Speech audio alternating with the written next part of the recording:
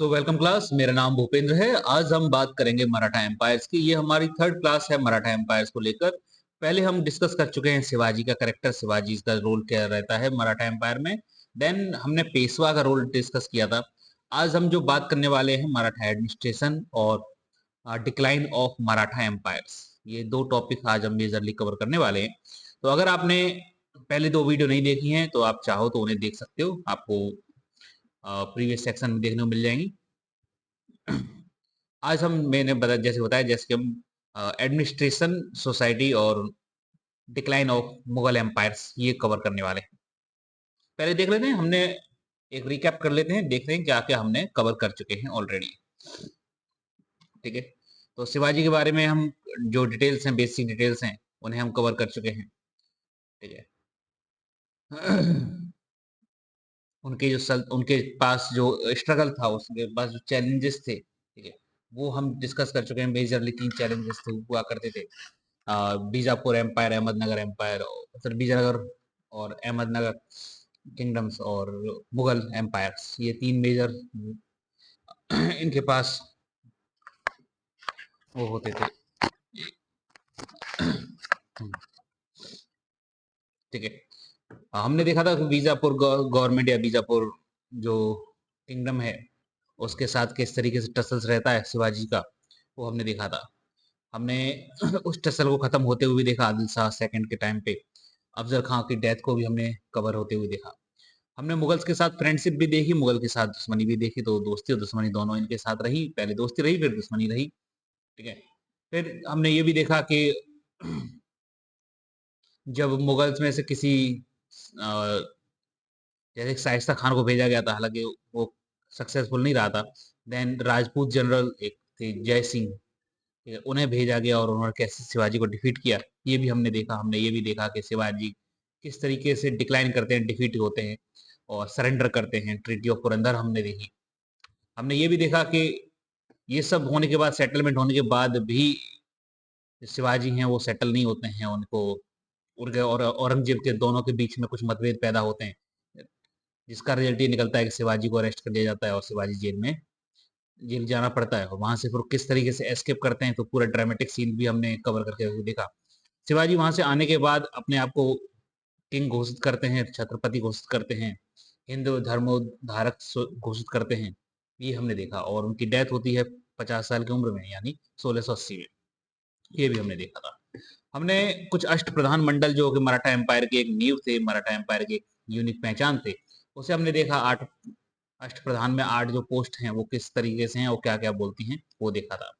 शिवाजी के बाद उनका सक्सेसर वॉर शुरू होता है, उनके बेटों में लड़ाइयाँ शुरू होती हैं। संभाजी पहले राजा बनते हैं, फिर उन्हें मार दिया जाता है। देन राजा राम राजा बनते हैं और संभाजी के बेटे साहू को जेल में भेज दिया जाता है, औरंगजेब अपने कब्जे में ले लेता है उनकी माता सहित। हमने ये भी देखा कि राजा राम के मरने के बाद शिवाजी सेकंड आते हैं, जो कि बहुत छोटे बच्चे थे, उनके नाम पर ताराबाई रूल कर रही होती हैं। देन हमने ये देखा कि 707 में जब औरंगजेब की डेथ हो जाती है तो साहू को रिलीज कर दिया जाता है और फिर एक वॉर शुरू होता है, एक सिविल वॉर शुरू होता है इन द मराठा एम्पायर, जिसमें साहू विन करते हैं और साहू पूरे मराठा साम्राज्य की बागडोर अपने हाथ में ले लेते हैं। देन वो अपॉइंट करते हैं बालाजी विश्वनाथ को एज ए पेशवा। हालांकि पेशवाई मैंने जैसे कहा पहले भी चलती रही थी, तो यहाँ से पेशवाई की शुरुआत नहीं होती है, हालांकि वो तो शिवाजी के टाइम पे ही हो चुकी थी। यहाँ पर एक व्यक्ति को अपॉइंट करते हैं बालाजी विश्वनाथ, और ये बालाजी विश्वनाथ धीमे धीमे करके अपने पूरे मराठा एम्पायर को कंट्रोल करना शुरू कर देते हैं। कुछ ऑफिसर्स थे, कुछ नाम्स थे, कुछ शब्द थे जो आपको जानने चाहिए, क्योंकि एग्जामिनर शब्दों का इस्तेमाल करता है आपसे क्वेश्चन पूछने में। तो अगर मतलब ही पता नहीं होगा तो क्वेश्चन का मतलब कैसे, आंसर कैसे कर पाओगे, तो वो संभव नहीं है। ठीक है, तो ये मैंने डिटेल्स बताई थी, चाहो तो लास्ट क्लास में जाके देख लेना। पेशवाज आते हैं तो पेशवा का पूरा रेंज चलता है। तो बालाजी विश्वनाथ आते हैं, बालाजी विश्वनाथ के बाद उनके बेटे बाजीराव फर्स्ट आते हैं, जो 1720 से लेकर 1740 तक राज करते हैं। देन बालाजी बाजीराव आते हैं, 1740 से 1761 तक राज करते हैं। बालाजी बाजीराव ये इंपॉर्टेंट हैं क्योंकि इनके टाइम पर थर्ड बैटल ऑफ पानीपत हुआ था, और ये वो बैटल था जिसमें मराठा एम्पायर अपनी पीक पावर में था। ठीक है, इनके मुकाबले उस समय हिंदुस्तान में कोई पावर नहीं हुआ करती थी। ठीक है, तो और जब पानीपत के बाद हम एंग्लो मराठा वॉर्स देखेंगे, लेकिन फिलहाल हम पानीपत का वॉर हमने पूरी तरह से डिस्कस नहीं किया था, सिर्फ हमने इसका ओवरव्यू लिया था। तो आज हम यहाँ से पानीपत के वॉर से शुरू करते हैं कहानी अपनी। ठीक है, क्लास शुरू करते हैं। इनमें से किसी को अगर कोई डाउट हो, कोई समस्या हो, तो फिर आप कमेंट सेक्शन में मुझसे पूछ सकते हो, तो उसको हम कवर कर लेंगे, कोई इश्यू नहीं है। ठीक है,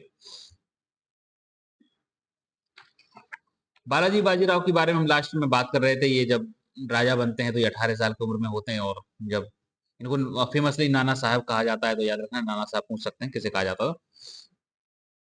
ठीक है, तो हाँ, 18 साल की उम्र में ये राजा बनते हैं, और 1740 वो टाइम पीरियड, 1740 से 61 वो टाइम पीरियड होता है जब मराठास के जो सोल लीडर थे यानी साहू, इनकी डेथ हो जाती है। कब होती है? 1749 में। 1749 में इनकी डेथ हो जाती है। इसके बाद से ये साहू के जो भी वंशज थे उनको राजा मानने से मना कर देते हैं, और खुद को as a so leader declare कर देते हैं। हालांकि पद हमेशा पेशवा का ही रहता है, कभी भी राजा खुद को क्लेम नहीं कर पाते। ठीक है, और ये अपनी जो कैपिटल है इसको शिफ्ट करते हैं पूना में। ठीक है, तो this shifted the capital,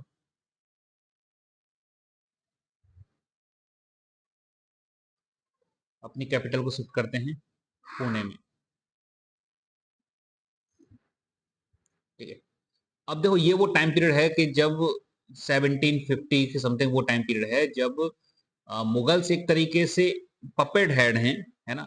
real जो स्ट्रगल है वो आपस में है, आपस में मतलब जो मुगल एम्पायर से टूटकर जो नए प्रदेश बने हैं, ठीक है, उनके बीच में है। जैसे कर्नाटक के बीच में है, जैसे हैदराबाद के बीच में है, मैसूर के बीच में है, बंगाल के बीच में है, अवध के बीच में है। तो इनके बीच में जो आपस में जो स्ट्रगल है ये चल रहा है, और ये काफी स्ट्रॉन्ग स्ट्रगल चल रहा है, जिसका फायदा आगे चल के ब्रिटिश और फ्रेंच उठाते हैं। इंटरनल पॉलिसीज और इंटरनल मैटर्स में इंटरफियर करते हैं, जिसका उन्हें बहुत फायदा भी मिलता है।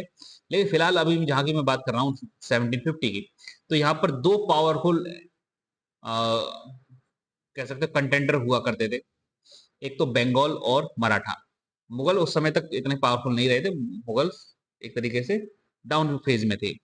तो यहाँ पर मुगल सॉरी मराठा और बंगाल, बंगाल उस समय, आज का जो बंगाल है वेस्ट बंगाल, वो बांग्लादेश, बिहार, उड़ीसा, तो इतना पूरा एरिया मिला के हम उस समय का बंगाल बोलते हैं। अब ध्यान रखना, मराठा जो है वो अपने एक्सपेंशन पॉलिसीज के थ्रू अवध की सीमाओं तक पहुंच चुके हैं और बंगाल की सीमा तक पहुंच चुके हैं। ठीक है, तो यहां तक सिस्टम चल चुका है। अब नेक्स्ट इनका कन्फ्रंट्रेशन होता है बंगाल के साथ। तो 1750 में कई रेड्स डालते हैं, और 1751 में ये रेड करते हैं, रेडेड बंगाल। ठीक है, ताकि इंपीरियल पावर बन सके। और उड़ीसा का जो पोर्ट है वो इन अपने कब्जे में ले लेते हैं, यानी बंगाल से ले लिया जाता है Orissa port. Ceded to Maratha. ठीक है, सीडी टू मराठा। तो बच्चे ये सीन चलता है ना। और जब इनको लगता है कि बंगाल को इन्होंने बहुत हद तक अपने कब्जे में, हालांकि कब्जे में नहीं ले पाए थे, लेकिन हाँ बार बार मल्टीपल रेड्स कर रहे थे, जिससे बंगाल ट्रबल में था। ठीक है, ऐसा नहीं था कि सिर्फ बंगाल से लड़ रहे थे, ध्यान रखना। मराठा है, यहाँ पे लिख लेते हैं अपन मराठा। ठीक है, मराठास। ठीक है, अब मराठास का स्ट्रगल कहाँ कहाँ है एक बार उसे देख लो। कर्नाटक, हैदराबाद, राजपूत,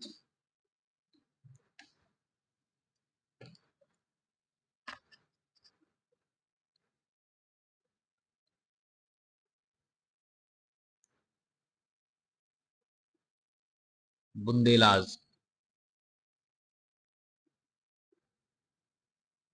मुगल्स,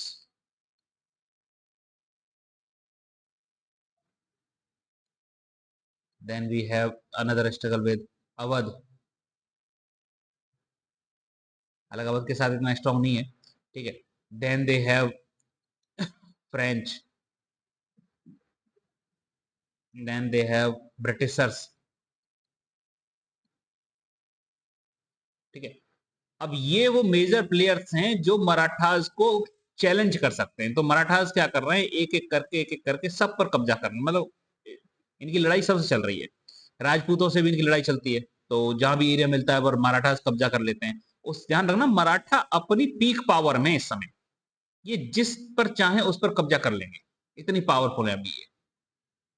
तो इन्होंने आसपास दोस्ती किसी से बना के नहीं रखी, हर किसी की सीमाओं पे कब्जा करना, हर किसी से टसल मोल लेना, बिना मतलब की लड़ाइयां लड़ना, ठीक है। बस लड़ना है, क्योंकि जुनून था उस समय इनके ऊपर लड़ने का, तो बस लड़ना है। अब इनसे कोई बोल दे कि क्या करोगे लड़के, नहीं बस मन है हमारा लड़ने का, तो इसलिए लड़ रहे हैं। तो बस ये सीन चल रहा था। अब सुनो, देखो मराठा क्या है, इतने लोगों से लड़ रहा है, अब इन सब में ये सब कमजोर है मराठास के मुकाबले। तो इसलिए एक आउटर फोर्स जो कि मराठास का मुकाबला कर सकते हैं या मराठा उसका मुकाबला कर सकते हैं, वो थे अफगानी, ठीक है। अफगानी में अहमद शाह अब्दाली,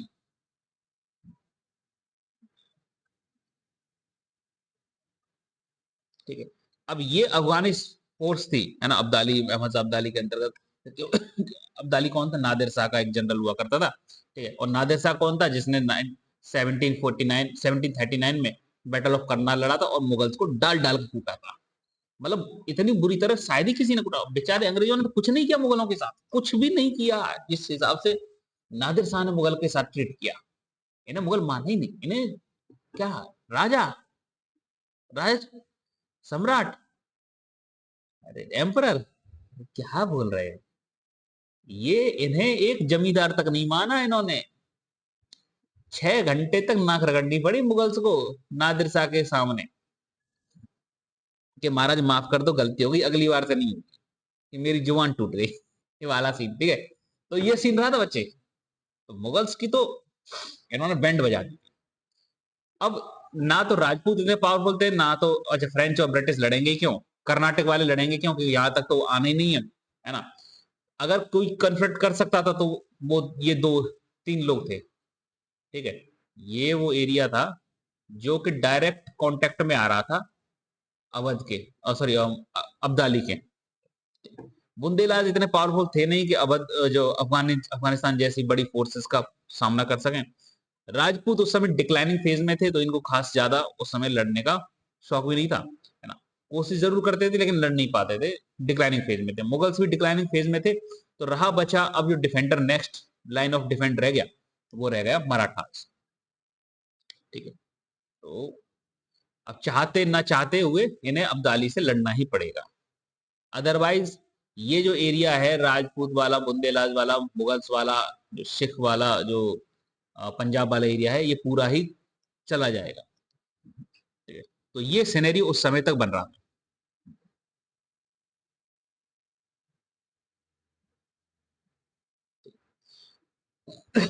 अब अब्दाली से लड़ने से पहले इन्होंने, जैसे मैंने आपको बताया था कि इन्होंने पहले बंगाल को तोड़ा। अच्छा यहाँ बंगाल मैंने लिखा नहीं है, बंगाल लिख लेना।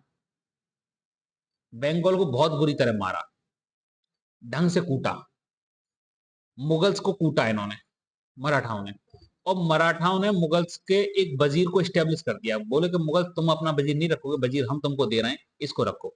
उसका नाम था, दैट इज इमाद उल मुल्क, ध्यान रखना क्या था, इमाद उल मुल्क, ठीक है।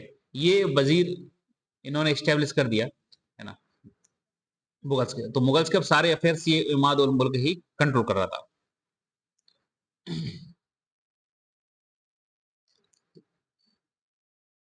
तो अच्छा ठीक है, अब अब्दाली पर आते हैं, अब्दाली की कहानी शुरू करते हैं। देखो बच्चे, मैंने बताया था नादिर शाह आया था,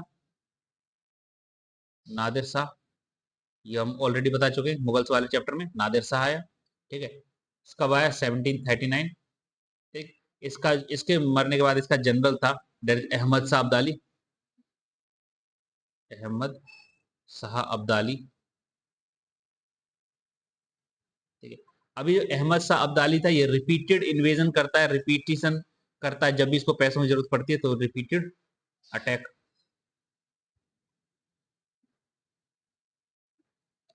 रिपीटेड अटैक इन इंडिया, ठीक है। इंडिया पर रिपीटेड अटैक करता है, और इंडिया का मतलब मुगल्स बेसिकली, इनको ज्यादातर कूटता है क्योंकि ये ऑलरेडी कूटा हुआ था, तो अनुभव था इनको कूटने का, ठीक है। अब सिनेरियो बच्चे यहाँ पे बनता है कि नेक्स्ट लाइन ऑफ डिफेंस, जैसा मैंने बताया मराठा हुआ। अब मराठा, अच्छा एक जगह है पंजाब, ठीक है। और सही से लिख लें, क्या करें,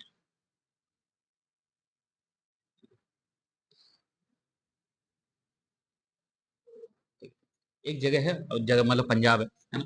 अब पंजाब पर बेसिकली पहले रूल हुआ करता था मुगल्स का, ठीक है। मुगल्स जब हार जाते हैं तो अहमद शाह अब्दाली रूल करना शुरू कर देता है, ठीक है। अहमद शाह अब्दाली,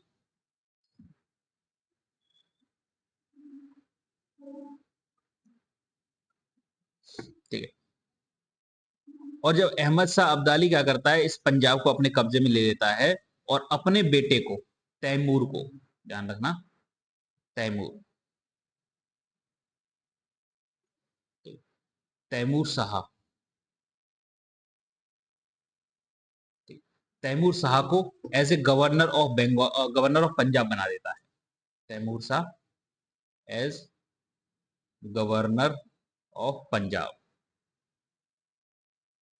ठीक, ध्यान रखना, तैमूर शाह को क्या बना दे, गवर्नर ऑफ पंजाब। अब मराठास क्या करते हैं, ये कहते हैं कि यार ऐसे कैसे कोई किसी पे कब्जा कर लेगा पंजाब पर कब्जा तो हम करेंगे, तुम कौन होते हो कब्जा करने वाले। तो ये क्या करते हैं, तैमूर को उठाते हैं, ढंग से कुटाई करते हैं और भगा देते हैं, और पंजाब को अपने कंट्रोल में ले लेते हैं, ठीक है, ध्यान रखना। सबसे पहले क्या करते हैं,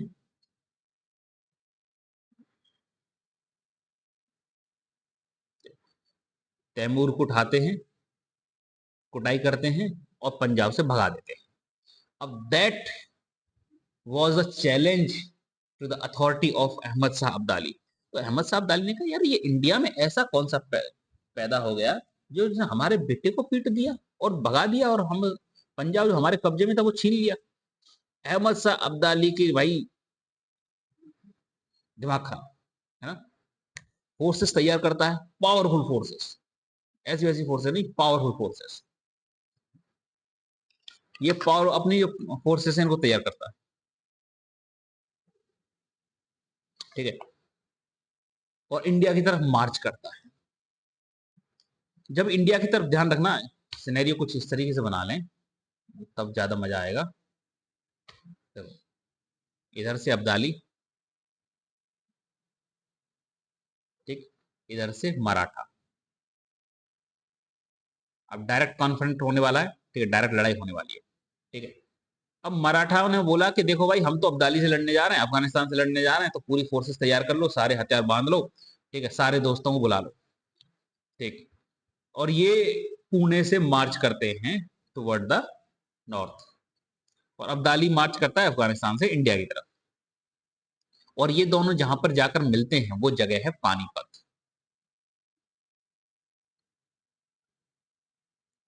पानीपत। दो लड़ाइयां ऑलरेडी हो चुकी हैं पानीपत में, तो इसलिए हम इस लड़ाई को तीसरी लड़ाई बोलेंगे। पहली लड़ाई उसके टाइम पे हुई है, क्या नाम है उसका, गौरी के टाइम पे, महमूद गौरी,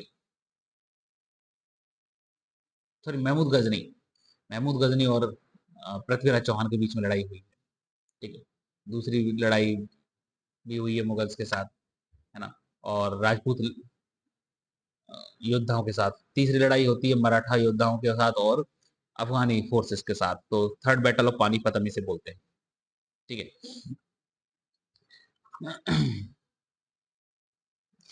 अब जब मराठास पानीपत में खड़े होते हैं, फिर ये देखते हैं कि यार हमारे साथ देने वाला कौन कौन है, ये मुगल्स को बोलते हैं कि सर आओ साथ लड़ेंगे मिलके।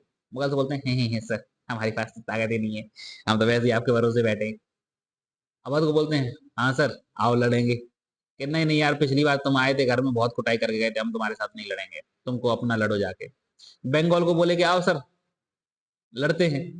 बंगाल बोलते हैं कि मेरी बुद्धि थोड़ी खराब है जो मैं तुम्हें जितवा दूं और फिर तुम कल मेरे को कूटोगे, है ना। अब नॉर्थ से तो इनको कहीं से मदद नहीं मिल रही। एक उम्मीद थी राहिलखंड से, एक उम्मीद थी इन्हें राहिलखंड से।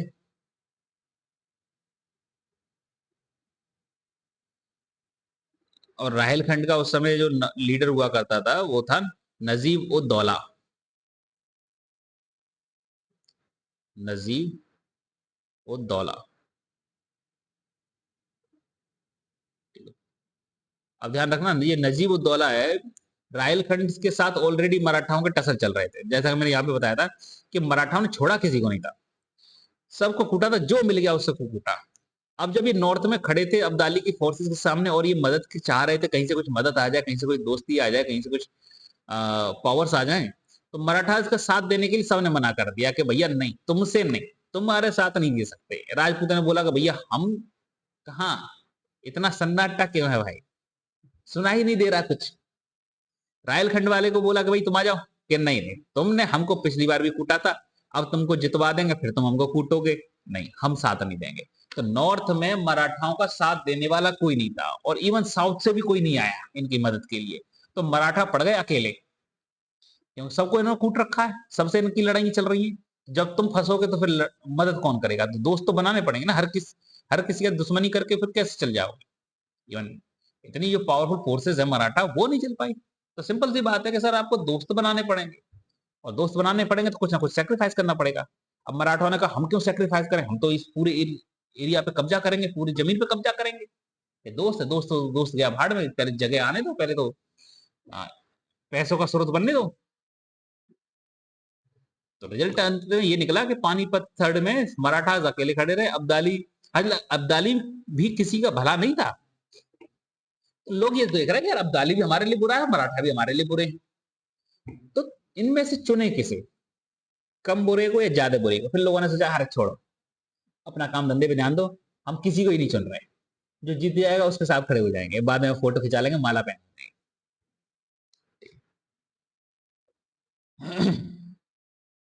ठीक है।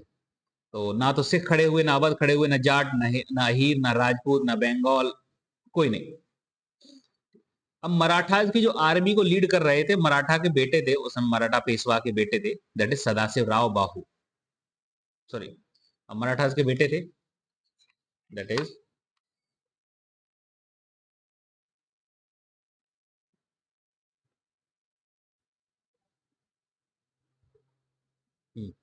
एक तो इधर से पेशवा सन,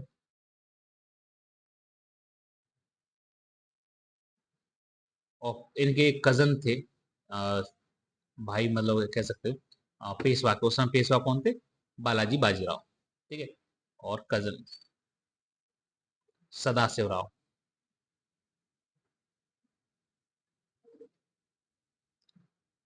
सदाशिव राव ये लीड कर रहे थे मराठास को, और इधर से तो अब्दाली था ही, है ना, वो लीड कर रहा था। तो बच्चे सिनेरियो ये बनता है, मराठा इतने पावरफुल होने के बावजूद बहुत बुरी तरह हारते हैं, अब्दाली की फोर्सेस बहुत बुरी तरह हराती हैं।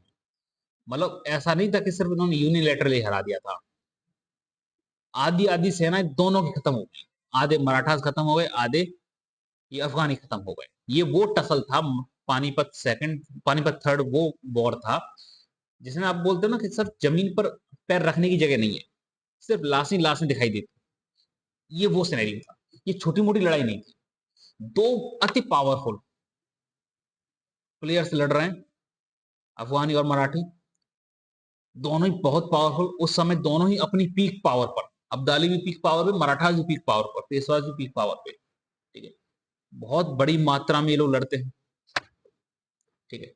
अब ये समझो कि पानीपत में ये कहा यह जाता है, और रिकॉर्ड बस इतना है कि लगभग 28,000 सोल्जर्स पेशवा के मारे गए लगभग, हालांकि रिकॉर्ड है, हालांकि मारे ज्यादा गए होंगे, लेकिन ये कहा यह जाता है कि लगभग 28,000 सोल्जर्स मारे गए, ठीक है। और जो अफगानी सेना से बच गए, उन पर वहां के जो लोकल्स हैं, जैसे अहीर हैं, जाट हैं, राजपूत हैं, अवध हैं, मुगल हैं, सिख हैं, बुंदेलाज हैं, रोहिलखंडी हैं, जो भी उस समय अवेलेबल थे लोकल एरियाज में, उन्होंने भी मराठास को फिर घेर घेर के मारा। तो मराठाओं के पास दो तरीके से चुनौती हो गई। एक तो उन्हें लोकल चुनौती का सामना करना पड़ा, एक तो मदद मिल नहीं रही है, ऊपर से फिर अटैक भी हो रहे हैं, और ऊपर दूसरा जिसके लिए लड़ने आए थे अब्दाली, उससे तो लड़ ही रहे हैं। ठीक है, तो ध्यान रखना, सदाशिव राव उस समय मारे जाते हैं, मतलब ये टॉप कमांडिंग लीडर थे सदाशिव राव, ये उस समय डेथ हो जाती है। ठीक है, इनकी डेथ हो जाती है। ठीक है।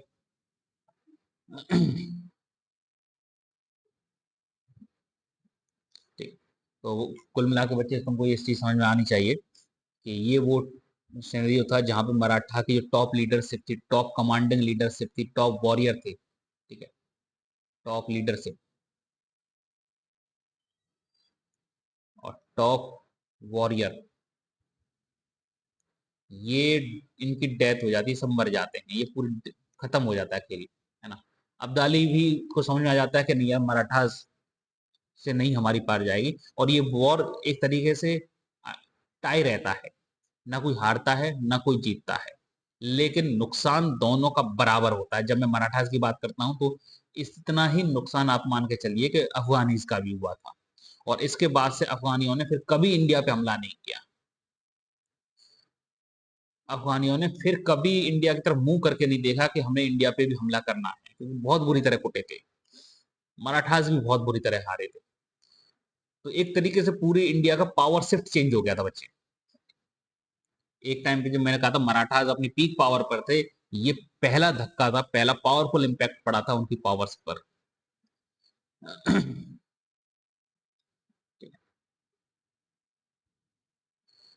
और दोनों इतने कमजोर हो गए कि जिस एरिया के लिए लड़ने आए थे, पंजाब, इन्होंने कहा पंजाब को कंट्रोल करना हमारे बस की नहीं है। अफगानी भी छोड़ के चले गए, मराठी भी छोड़ के चले गए, कि बोले कि सर हमारे बस का नहीं है, अब आप जैसे जानो वैसे अपना पंजाब चलाओ, ना तो हम कंट्रोल कर पाएंगे ना वो कंट्रोल कर पाएंगे। तो इस तरीके से पंजाब रह जाता है असहाय, बेसिकली। ठीक है, और यहाँ से फिर धीमे धीमे सिख जो राजा हैं, रंजीत सिंह, है ना, और आगे जो डेवलपमेंट होते हैं, फिर यहाँ से डेवलपमेंट शुरू होते हैं बेसिकली। ठीक है,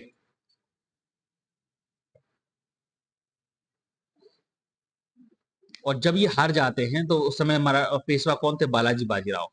ठीक है, ये वॉर हुआ था 1761 में। ठीक है, अब वॉर हारने के बाद इनको इतना धक्का लगता है, इतना ज्यादा ये शोक में चले जाते हैं, इतना ज्यादा ये डिप्रेस हो जाते हैं, Balaji Bajirao after the war इनकी डेथ हो जाती है।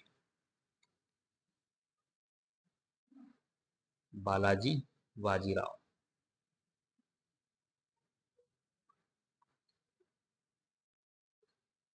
Balaji Bajirao died 1761 after war. इस वॉर में मत गिन लेना, ठीक है, यहाँ पे लिख लो, क्योंकि लड़ने नहीं गए थे आफ्टर। इन्होंने अपने बेटे और अपने भाई को भेजा था लड़ने। नेक्स्ट जो पेशवा बनते हैं बाजीराव के बाद, दैट इज माधव राव। माधव राव, ठीक है, कब बनते हैं, 1761 में, और कब तक, 1772 तक। बहुत जब लंबा समय नहीं मिला, 11 साल ही इनको मिले। ठीक है, लेकिन 11 साल में इन्होंने कमाल कर दिया। कमाल ये कर दिया कि इन्होंने जो लोगों को लगा कि अब तो मराठा कमजोर हो गए हैं, और सिर उठाना शुरू कर दिया, जैसे निजाम ने सिर उठाया, कर्नाटक, हैदराबाद, है ना, आपका मैसूर, मुगल और राजपूत, जाट, जितने भी उस समय प्लेयर थे, सबको लगा कि अब तो मराठा डिक्लाइन, मराठा खत्म, चलो अपनी टेरिटरी वापस लेते हैं, मराठाओं ने जो परेशान किया उसका कुछ बदला लिया जाए। लेकिन माधव राव की जो लीडरशिप थी, हालांकि 11 साल की लीडरशिप रही, लेकिन इतनी पावरफुल लीडरशिप रही कि इन्होंने खत्म हुए मराठा साम्राज्य को दोबारा से खड़ा कर दिया, और इतना पावरफुल खड़ा कर दिया कि इन्होंने इनके टाइम पीरियड पे इन्होंने राजपूतों को हराया, इन्होंने जाटों को हराया, इन्होंने मराठाओं को हराया, सॉरी रोहिलाज को हराया, हैदर अली को हराया, निजाम को हराया। ठीक है, मतलब जो जो बदले लेने थे उन्होंने सारे ले लिए। ठीक है, तो he restored powers of Maratha, defeat Jat, Rohillas, Rajput. शायद उस समय ही कोई था जो इनसे ना पिटा हो, मतलब इन्होंने उससे बदला ना लिया हो। ठीक है, हैदराबाद,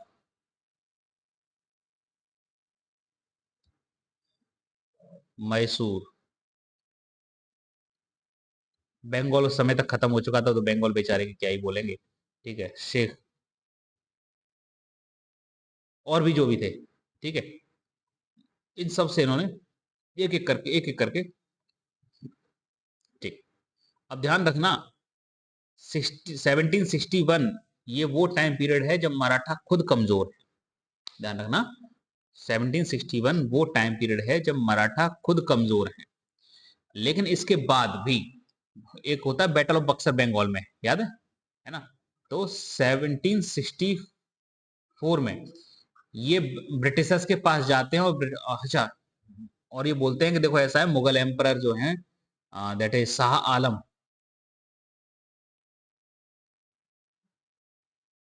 ठीक है, मुगल एम्परर जो शाह आलम है इनको छोड़ दो, और मुगल एम्परर को छुड़ा कर लाते हैं ये मराठास, है ना?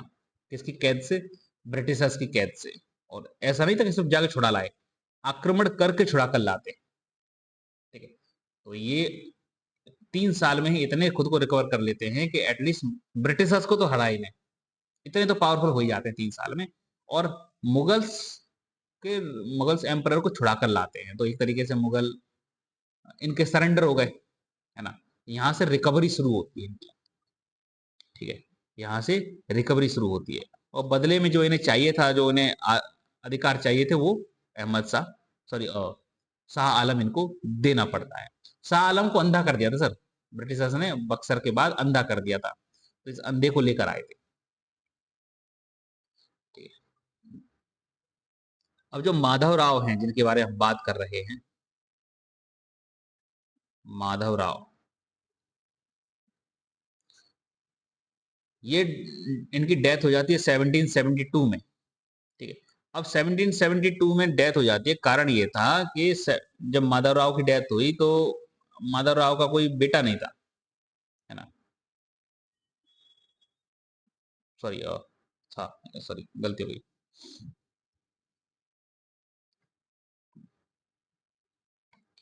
हाँ, 1772 में सब बच्चे ये था कि एक इनकी डेथ के बाद एक पावर स्ट्रगल, इंटरनल स्ट्रगल शुरू हो जाता है।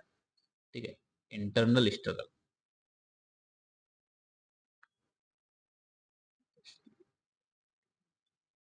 इंटरनल स्ट्रगल शुरू हो जाता है फॉर द पावर, कि अगला पेशवा कौन बनेगा। तो यहाँ पे दो कंटेंडर हैं हमारे पास, रघुनाथ राव,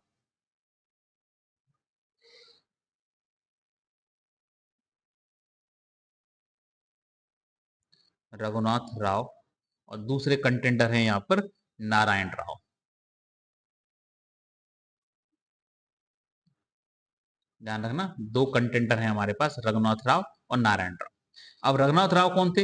ये बालाजी बाजीराव के छोटे भाई थे। ठीक है, यंगर ब्रदर, यंगर ब्रदर। ठीक, नारायण राव कौन थे? ये माधव राव के यंगर ब्रदर थे, younger brother of Madhav Rao. ठीक है, और ये younger brother of, that is Balaji Bajirao.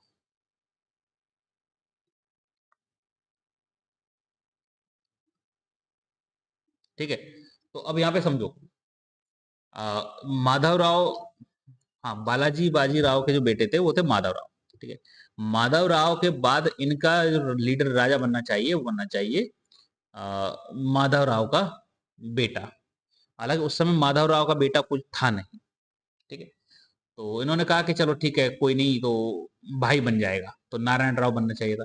लेकिन रघुनाथ राव ने बोला कि जब माधव राव का कोई बेटा ही नहीं है तो क्यों ना हम बालाजी बाजीराव के डिसेंडेंट को देखें। तो माधव राव के जाने के बाद उनका डिसेंडेंट बनता बचते हैं, उनके वो जो भाई बचते हैं वो हैं रघुनाथ राव। तो रघुनाथ राव ने बोला कि मैं राजा बनना चाहिए।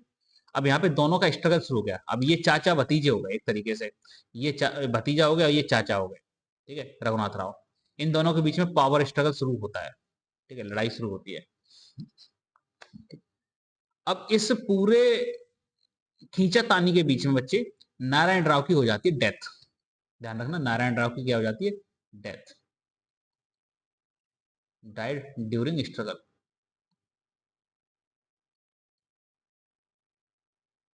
अब जब ये स्ट्रगल के दौरान नारायण राव की डेथ हो जाती है, तब तक इनके पास कोई बेटा नहीं था, कोई उत्तराधिकारी नहीं था।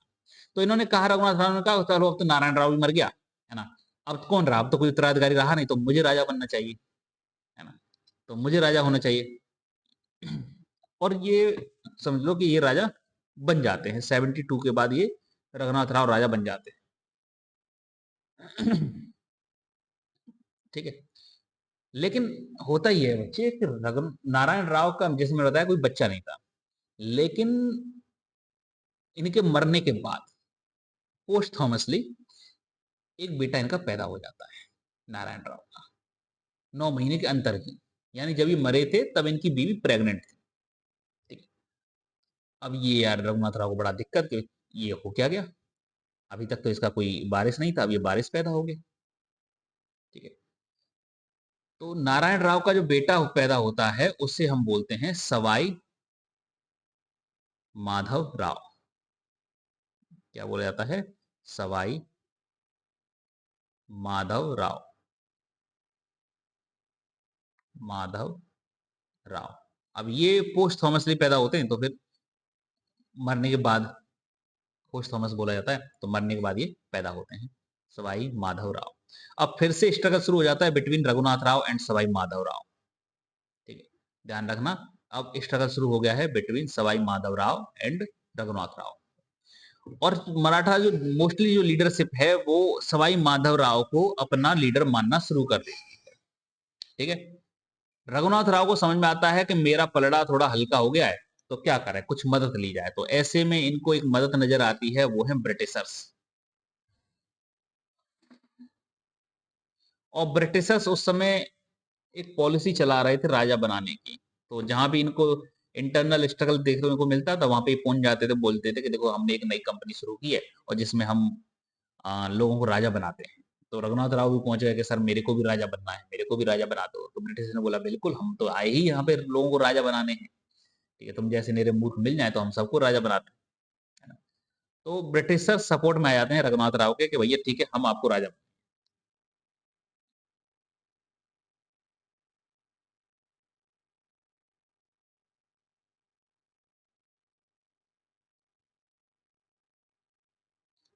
ठीक है।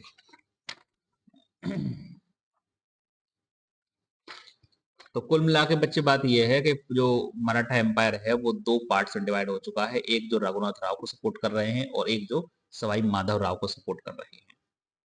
ठीक है, अब जब के पेशवाओं के बीच में आपस में लड़ाइयां चल रही हैं, जब पेशवाओं के बीच में आपस में ही यही तय नहीं है कि अगला पेशवा बनेगा कौन, इनके आपस में भाई और भतीजे आपस में लड़ रहे हैं, है ना। तो इसका फायदा उठाते हैं, मैंने बताया ना मराठा ने कन्फेडरेसी सिस्टम शुरू किया था बाजीराव ने। ठीक है, तो इनके जो कन्फेडरेसी सिस्टम के तहत जो जनरल बने थे, 4 मेजर जनरल बने थे, मैंने आपको बताया था। गायकवाड़,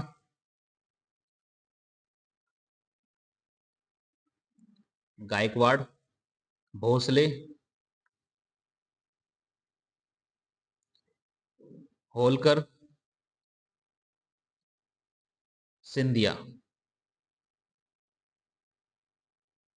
ठीक है, गायकवाड़ क्या करते हैं कि खुद को ये चारों ही खुद को सेमी ऑटोनोमस बनाना शुरू कर देते हैं कि ठीक है, अभी पेशवा डिसाइड कर लें अगला पेशवा बनेगा कौन, देन उसके बाद वो कहेंगे तो हम लड़ने पहुंच जाया करेंगे, अदरवाइज हम खुद को इस स्ट्रगल से दूर कर रहे हैं। ठीक है, तो गायकवाड़ संभालते हैं बड़ौदा को। ध्यान रखना, ये लोकेशन पूछ लेता है बड़ौदा। भोसले संभाल रहे हैं नागपुर को। होलकर संभाल रहे हैं इंदौर को। और सिंधिया संभाल रहे हैं ग्वालियर को। ठीक है, सिंधिया किसे संभाल रहे हैं? ग्वालियर को। ठीक है, और सिंधिया में एक पावरफुल इनके जनरल थे, मतलब इन सभी जनरलों में सबसे पावरफुल थे महदजी सिंधिया।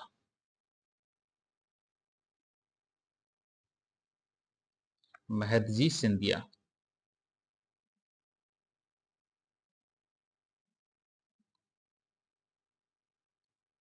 ठीक है, महदजी सिंधिया। अब ध्यान रखना, ये सबसे पावरफुल जनरल हुआ करते थे अमंग द अदर जनरल। और इनकी जो आर्मी थी, इन्होंने अपनी जो आर्मी स्टेब्लिश की at the line of European, at the European line.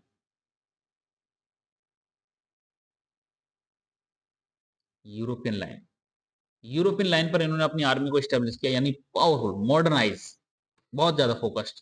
ठीक है, तो इन सब में पावरफुल थे महदजी सिंधिया। अब बच्चे मैं यहाँ पे आओ कि रघुनाथ राव बोले कि भरत सर करना क्या है। ब्रिटिशर से मदद ली तो ब्रिटिशर ने बोला हम तुम्हारे साथ हैं, तो एक काम करो, ऐसे साथ नहीं आते हम, पहले हमारे साथ कुछ एग्रीमेंट साइन करो। एग्रीमेंट क्या साइन करोगे? अगर तुम जीत गए और तुमको हमने राजा बना दिया तो हमको क्या मिलेगा? ठीक है, तो बोलते हैं सर आप जो मांगो दे देंगे। तो बेसिकली रघुनाथ राव और ब्रिटिशर्स, ये दोनों का वो शुरू हो जाता है। ध्यान रखना क्या, रघुनाथ राव, रघुनाथ राव प्लस ब्रिटिशर्स, इनकी अलायंस बन जाती है to fight against that is Madhav Narayan Rao या सवाई माधव राव।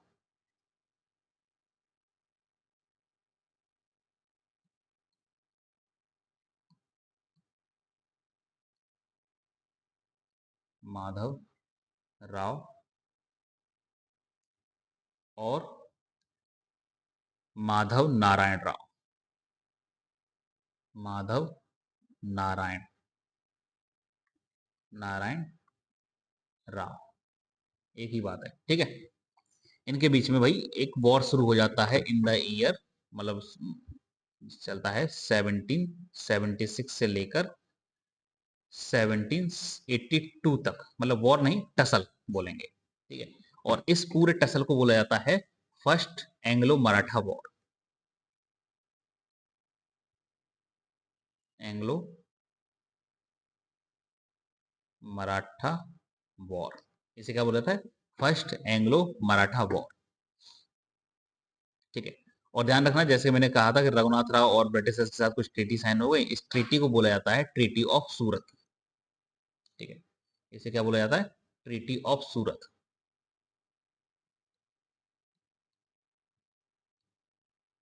ठीक है, ट्रीटी ऑफ सूरत। ठीक है, अब ध्यान रखना ये 1776 से लेकर 82 तक चलता है। अब जब इंडिया में जो स्ट्रगल तुमको देखने को मिलता है, जो कॉन्फ्लिक्ट देखने को मिलता है, यही कॉन्फ्लिक्ट ये कोइंसाइड करता है basically European, sorry, American independence war को लेकर। अमेरिका में भी एक इंडिपेंडेंस वॉर चल रहा था, वो अराउंड 1776 से लेकर 1783 तक चलता है, 1776 से लेकर 83 तक। ठीक है, एक वॉर वहां चल रहा था और एक टसल बेसिकली यहाँ चल रहा था। वहां भी आजादी के लिए चल रहा था, यहाँ अपने गद्दी के लिए चल रहा था। और हालांकि कुछ खास इसमें निकलता नहीं है, कारण ये है कि सवाई माधव राव और इस जो मेन मराठा पावर्स हैं, इनके पास थे इस समय स्ट्रॉन्ग रूलर, स्ट्रॉन्ग फाइटर्स। ठीक है, तो यहाँ पर थी strong leadership.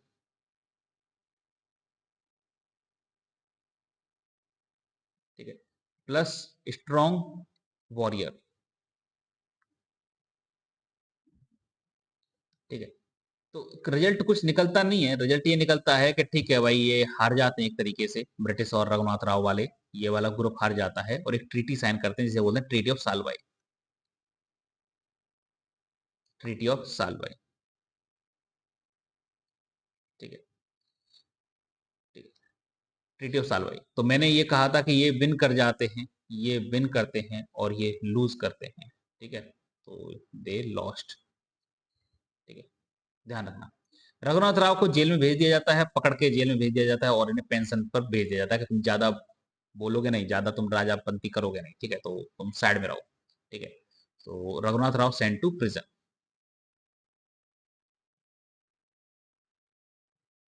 Raghunath Rao sent to prison, sorry, sent to retirement on pension. ठीक है, इनको पेंशन पर भेज दिया जाता है कि जाओ तुम मजे करो। ठीक है, अब यहाँ पे ब्रिटिशर्स को समझ में आ गया कि सर ऐसा है कि इनसे लड़ना, मराठाओं से लड़ना कोई आसान काम नहीं है ना, कुछ ना कुछ मतलब स्ट्रांग रखना पड़ेगा। मराठा अभी भी उतने वीक नहीं हुए जितना मैंने समझ रहे थे। अच्छा, ब्रिटिशर्स की एक अच्छी बात रही, ब्रिटिशर्स ने डायरेक्ट किसी पे हमला नहीं किया, उन्होंने पहले चेक किया हाथ डाल के पानी कितना गर्म है या कितना ठंडा है। अगर कंफर्टेबल है तो कूदते थे, नहीं तो वहीं से वापस आ जाते थे। इन्होंने हाथ डाला और देखा कि यार मराठास को हम कंट्रोल कर सकते हैं, हाथ जल गया, वापस हाथ खींच लिया।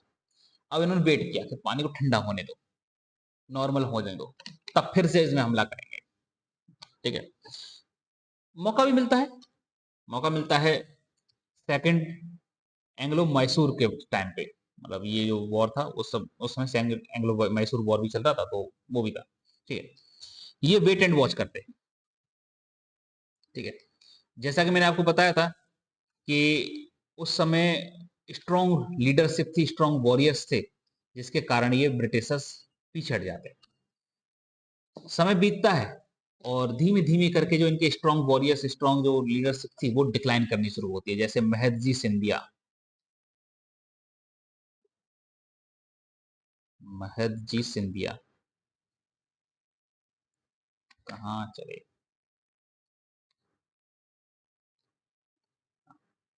महदजी। और जो महदजी सिंधिया है इनकी डेथ हो जाती है। ठीक है, अराउंड 1994, तो क्या कर रहा हूँ, 1794, 1794 के अराउंड इनकी डेथ हो जाती है। माधव नारायण राव, माधव नारायण राव, सवाई नारायण राव हम जैसे बोल रहे थे, ठीक है, माधव नारायण राव, इनकी भी डेथ हो जाती है अराउंड 1795। ठीक है, एक थे नाना फडनिस,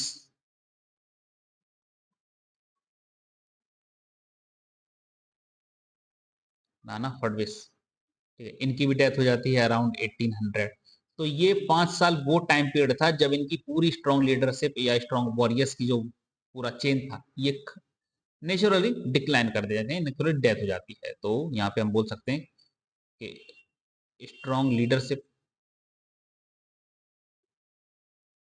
प्लस वॉरियर। अब वो वॉरियर जो कि first third battle of Panipat लड़े थे, वो इस समय तक बूढ़े हो चुके चले थे और ज्यादातर की डेथ हो चुकी थी। या वो लीडरशिप जो ब्रिटिशर्स के खिलाफ भी लड़ी थी एंग्लो मराठा वॉर में, वो भी इस समय तक डिक्लाइन हो चुकी थी। ठीक है, तो ये फेज आउट हो जाती है, बेसिकली हम बोलेंगे फेज आउट हो जाती है, यानी कुछ की डेथ हो जाती है, कुछ बूढ़े हो जाते हैं, कुछ लड़ने के काबिल नहीं रहते हैं। ठीक है, ये वो टाइम पीरियड था अराउंड 1800 बच्चे, और ये कह सकते हो कि 17 अराउंड 1800। तो that was the time period around 1800। ठीक है, डिक्लाइनिंग फेज में है मराठास पावर्स, डिक्लाइनिंग फेज में। मराठा स्ट्रांग रहते हैं कब तक, यहां तक, हाँ, ये वाले वॉर तक, फर्स्ट एंग्लो मराठा वॉर तक ये स्ट्रांग फेज में रहते हैं। यहां तक इन्हें कोई हाथ नहीं लगा सकता था, लेकिन अब डिक्लाइन कर चुके हैं due to the natural reasons. ठीक है, और जैसा कि मैंने आपको बताया था कि माधव नारायण राव मरते हैं, ठीक है, जैसे इनकी डेथ होती है इनके बाद जो नया लीडर बनते हैं, नया पेशवा बनते हैं, that is Peshwa Bajirao second, बाजी राव सेकंड। अब इनका नाम ही बाजीराव था, बाकी गुण बाजीराव जैसे एक भी नहीं थे। तो ये 1796 से लेकर बनते हैं 1818 तक, ये पेशवा बने रहते हैं। अच्छा, ये बाजीराव बहुत कमजोर व्यक्ति था, मतलब पर्सनैलिटी का बहुत व्यक्ति था, इनकेपेबल था। ठीक है, ये अथॉरिटी अपनी स्टैब्लिश करना चाहता था, तो ये क्या करता था कि जो भी मराठा लीडर थे, है ना, ये देखता था कि इनमें से कोई मेरे खिलाफ ना बोल जाए, तो क्या करो, एक को दूसरे के खिलाफ बढ़ाते रहो। ये आपस में इसका अंदर ही गेम चल रहा है, इसको मराठा के एम्पायर के बाहर से कोई मतलब नहीं है। ये एक को दूसरे से लड़ा था, दूसरे को तीसरे से लड़ा था, तीसरे को चौथे से लड़ा था, इसका ये सीन चलता रहता था। ठीक है, इवन ये जो मैंने ये बताया था कि जो जनरल हुआ करते थे मराठा एम्पायर के, जो कि इसकी नींव हुआ करते थे, जैसे गायकवाड़, भोसले, होलकर, सिंधिया, ये इनके बीच में भी लड़ाइयां कराता था। ठीक है, इसने कहा कि यार सिंधिया जो पावरफुल हैं अभी, इनको कैसे खत्म किया जाए, क्योंकि ये मेरी अथॉरिटी को कभी भी चैलेंज कर देंगे। इसको अपनी पोजीशन से ही मतलब था, है ना। तो इसने कहा क्या क्या करें, तो इसने कहा एक काम करो, होलकर है ना, होलकर के जो भाई हैं यशवंत होलकर, यशवंत होलकर, ध्यान रखना। तो चलो आगे लिख लेते हैं, है ना।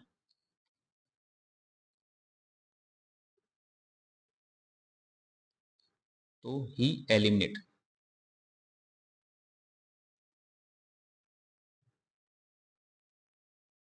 Yashwant Holkar, brother of, brother of Yashwant Rao Holkar. ये क्या करता है कि यशवंत राव होलकर के जो भाई थे, इनको मार देता है, मरवा देता है बेसिकली। और कहता है कि नहीं यार, ये तो सिंधिया ने मारा होगा, ताकि होलकर और सिंधिया आपस में लड़ना शुरू कर दें और इसकी पोजीशन सेफ बनी रहे। ठीक है, और ब्लेम करता है, and blame on, blame Scindia.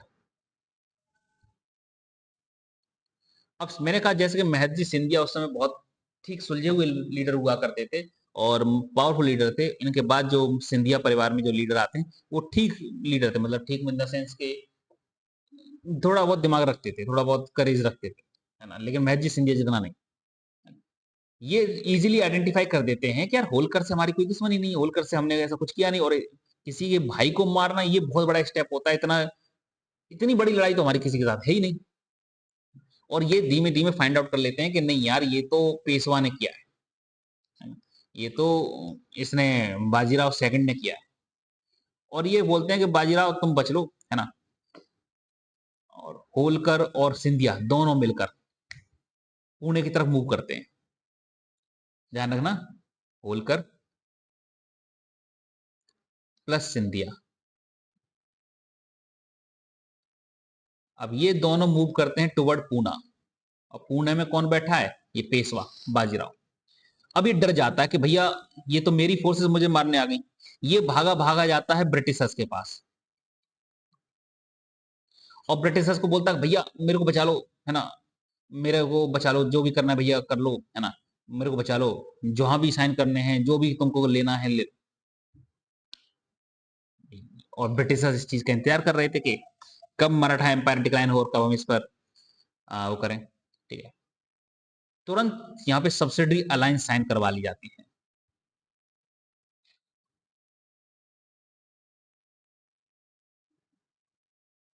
Subsidiary alliance, ठीक है, यहाँ पे तुरंत सब्सिडी अलायंस साइन करा दी जाती है, जिसका मतलब ये हो गया कि पेशवा यानी पेशवा को बचाने की जिम्मेदारी ब्रिटिशर्स की। तो अल्टीमेटली ब्रिटिशर्स वर्सेस फिर से मराठास होने वाला है। ठीक है, ब्रिटिशर्स वर्सेस ये होने वाला है। ठीक है, और मराठा, सॉरी, पेशवा और ब्रिटिशर्स के बीच में जो संधि हुई, इन दोनों के बीच में जो ट्रीटी हुई, इस ट्रीटी को बोला जाता है ट्रीटी ऑफ बसन, ट्रीटी ऑफ बसन। ठीक है, ट्रीटी ऑफ बेसिन ये साइन होती है, जिसमें सब्सिडी अलायंस साइन हो जाती है और मराठा पेशवा एक तरीके से सरेंडर कर देता है। अब ध्यान रखना, पेशवा एक टाइम पे वो व्यक्ति हुआ करता था जो कि पूरे रीजन को कंट्रोल करता था, और ये ऐसा व्यक्ति आके बैठ गया जिसने कुछ कर नहीं पाया।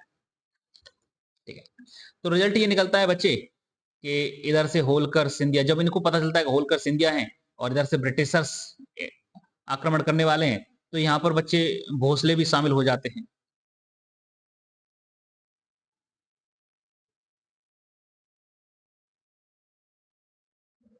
ठीक है, होलकर, सिंधिया, भोसले, गायकवाड़, तीनों चारों ही शामिल हो जाते हैं बेसिकली, है ना।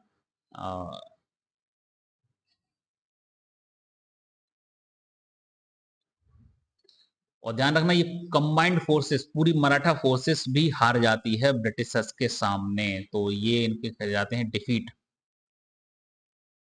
और ये करते हैं विन, जीतते हैं। ठीक है, तो ये हो गए विनर भाई। किसमें, इस पूरे एपिसोड को क्या बोला गया, सेकंड एंग्लो मराठा वॉर। क्या बोला गया, सेकंड एंग्लो मराठा वॉर। तो यहां पे लिख लो, that was second Anglo Maratha war. ठीक है, सेकंड एंग्लो मराठा वॉर। कब चलता है ये, 1803 से लेकर 1806 तक। That was the result. तो बेसिकली आप ये समझो कि पेशवाई और पूरा मराठा साम्राज्य एक तरीके से खत्म हो चुका, खत्म बिल्कुल, कोई मतलब ही नहीं कि मराठा साम्राज्य बोला जाएगा। ठीक है, लेकिन फिर भी क्या होता है कि जो मराठास में जो पिंडारीज हैं, ध्यान रखना, जो पिंडारी हैं, अब पिंडारीज वो लोग थे जो कि पहले किसी सेना में शामिल थे, मराठा सेना के सैनिक हुआ करते थे, और जब मराठा एम्पायर खत्म हो गया तो ये हो गए बेरोजगार। ये चले गए जंगलों में, चले गए गाँव में, जहां लूटपाट करने लगे, है ना। और लूटपाट करने के लिए इनको जो भी मिल जाता था ये उससे लूटपाट करते और अपना गुजर बसर चलाते थे। तो बेसिकली इनका काम हो गया प्लंडरिंग, डकैत बन गए बेसिकली। तो कभी कभी ये क्या करते थे कि ब्रिटिशर्स को भी वो कर लेते थे, पकड़ के और उनको लूट लेते थे। ठीक है, और जब इन्होंने देखा यार पिंडारीज बेसिकली मराठा हैं, ब्रिटिशर्स ने देखा कि पिंडारीज बेसिकली मराठा हैं, है ना, और मराठा सेना के हैं, और कहीं ना कहीं इनमें अभी भी ये उम्मीद बाकी है कि अगर हम ब्रिटिशर्स को हरा देंगे तो फिर से मराठा एम्पायर स्टेब्लिश कर सकते हैं। ये कहीं ना कहीं इनके मन में ललक थी पिंडारीज के, और ये चीज ब्रिटिशर्स ने देखी। ब्रिटिशर्स देन शुरू करते हैं third Anglo Maratha war.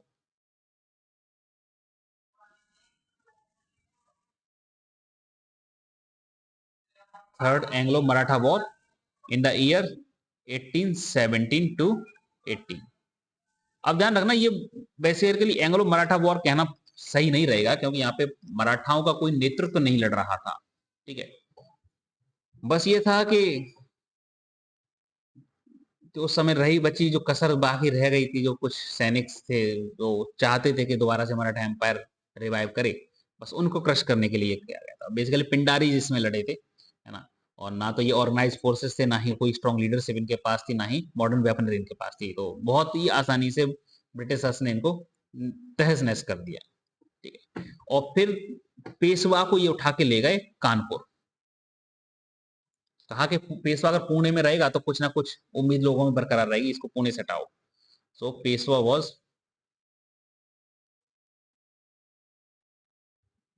Moved to Bithoor, जिसे हम बोलते हैं बिठूर।